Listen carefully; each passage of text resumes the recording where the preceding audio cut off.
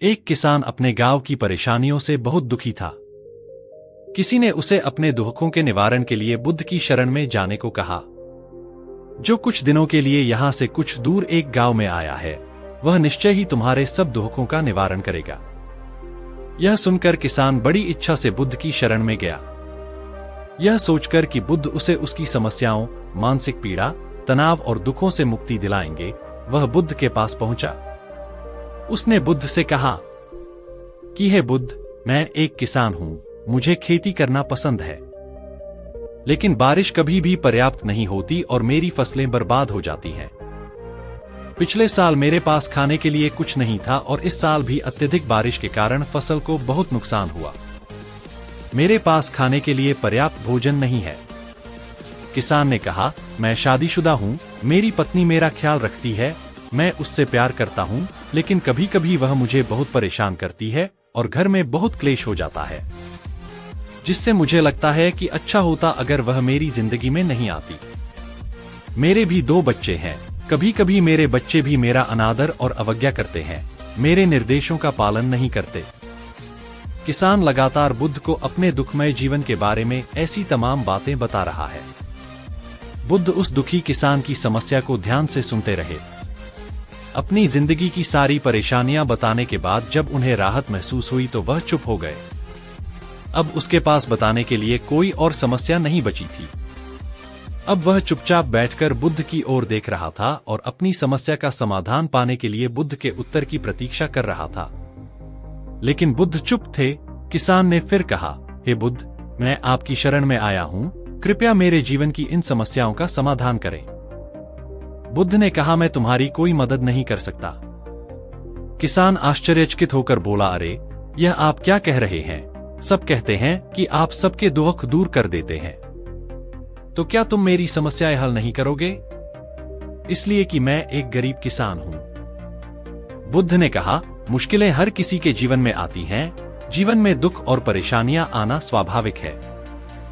व्यक्ति के जीवन में अक्सर उसके कर्मों के अनुसार परिस्थितियां बदलती रहती हैं, जिससे सुख, दुख, निराशा और क्रोध आता है। नए रिश्तों का बनना, पुराने रिश्तों का बिगड़ना, रिश्तों में मिठास और कड़वाहट, ये सब सामान्य है। यह जीवन का हिस्सा है और यह जीवन का चक्र है। हकीकत तो यह है कि हम सभी के जीवन में 83 प्रकार की कठिनाइयां हैं। इन कठिनाइयों का समाधान आप और मैं नहीं कर सकते, कोई नहीं कर सकता। जिंदगी और जिंदगी में बनने वाले रिश्ते स्थिर नहीं होते। एक दिन रिश्तेदार भी चले जाएंगे और जिंदगी भी खत्म हो जाएगी। लेकिन ये समस्याएं वैसे ही रहेंगी जैसे आज आपकी जिंदगी में हैं और कल किसी और की जिंदगी में होंगी। इस पर किसान अपना नियंत्रण खो देता है और क्रोधित हो जाता है और ऊंची आवाज में बुद्ध से कहता है कि हर कोई कहता है कि तुम्हें एक महात्मा, एक सिद्ध पुरुष, एक प्रबुद्ध व्यक्ति होना चाहिए। मैं इस विश्वास के साथ यहाँ आया हूँ कि आप मेरी मदद करेंगे। यदि आप मेरी समस्याएं हल नहीं कर सकते तो मेरा यहाँ आना व्यर्थ था। हर कोई झूठ बोलता है कि वे समस्याओं का समाधान करते हैं। आपने मेरी एक भी समस्या का समाधान नहीं किया। तुमसे अच्छे तो वह महात्मा हैं जो 2 वर्ष पहले मेरे घर आए थे। उन्होंने मेरे लिए यज्ञ कराया, दान दक्षिणा दिलवाई और मेरे मन को असीम शांति मिली। कुछ सुख भी बढ़े और कुछ दुख भी कम हुए। लेकिन तुमने मेरी कोई भी समस्या हल नहीं की। तुमने मुझे सीधे तौर पर मना कर दिया। बुद्ध ने कहा, क्या वह सब करने से जीवन के सारे दुख समाप्त हो गए? इतना कुछ करने के बाद भी अब आप इतने परेशान क्यों हैं? अब आप पहले से भी ज्यादा दुखों से घिर गए हैं। तात्पर्य यह है कि जीवन में दुख कभी समाप्त नहीं होते। किसान बोला, तो क्या मैं मान लूं कि तुम मेरी मदद नहीं कर सकते? यदि आप ऐसी छोटी छोटी बातों का समाधान नहीं कर सकते तो आपके उपदेशों का क्या लाभ? बुद्ध ने कहा, मैं तुम्हारी 84वीं समस्या का समाधान तो नहीं कर सकता, लेकिन हाँ, मैं तुम्हारी 84वीं समस्या का समाधान अवश्य कर सकता हूँ। किसान आश्चर्यचकित हो गया और बोला, 84वीं समस्या क्या है बुद्ध?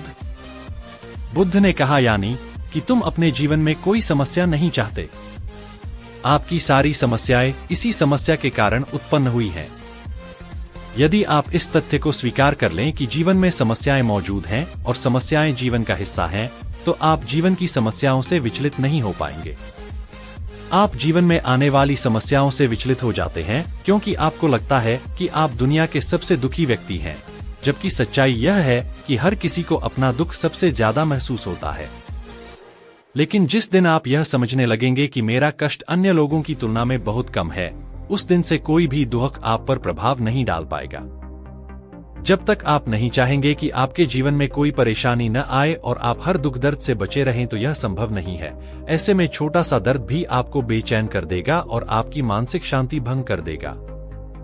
अगर आपके जीवन से परेशानियां पूरी तरह से दूर हो जाएं, अगर आपको हर दिन हर पल बिना दुख और कठिनाइयों के जीवन जीने को मिलेगा तो आप ज्यादा दिन तक ऐसा नहीं जी पाएंगे। एक समय आएगा जब आप हर दिन एक ही तरह की जिंदगी जीने से पूरी तरह से तंग आ जाएंगे और ऊब जाएंगे, क्योंकि जीवन में किसी भी चीज की अधिकता जीवन के लिए भयानक समस्याएं पैदा करती है। आरामदायक जीवन जीने से आप मन और शरीर दोनों से विकलांग हो जाएंगे। तो ऐसे जीवन का क्या फायदा जो बाद में आपको नर्क जैसा जीवन जीने पर मजबूर कर दे। जिस तरह खाना खाने का असली आनंद तभी मिलता है जब बहुत भूख लगी हो और पानी पीने का असली मजा तभी आता है जब बहुत प्यास लगती है, उसी तरह जीवन के तमाम दुखों और परेशानियों को झेलने के बाद ही खुशी का आनंद मिलता है। इसीलिए जीवन में सुख और दुख अलग अलग रूप में आते रहते हैं। हम चाहकर भी जीवन से सुख दुख को खत्म नहीं कर सकते, लेकिन उनसे इतना ऊपर जरूर उठ सकते हैं कि कोई भी बड़ी समस्या मन को विचलित न कर सके। इसके लिए अपने मन को शक्तिशाली बनाएं, धैर्य रखें, प्रतिदिन आध्यात्म का ध्यान करें, ज्ञान बढ़ाओ। यह आपके जीवन की सभी समस्याओं का समाधान है। इसे जीवन की चतुर्मुखी समस्या का समाधान कहा जाता है।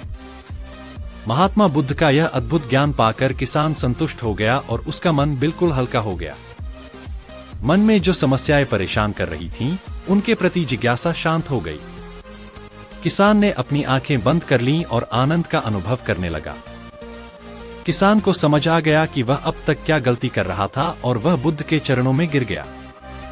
तो दोस्तों, मुझे उम्मीद है कि महात्मा बुद्ध की इस कहानी बुद्ध प्रेरणादायक के माध्यम से आपके जीवन की कई समस्याएं समाप्त हो गई होंगी या कुछ समस्याओं का समाधान मिल गया होगा। मित्रों, आपको यह कहानी कैसी लगी हमें कमेंट करके जरूर बताएं।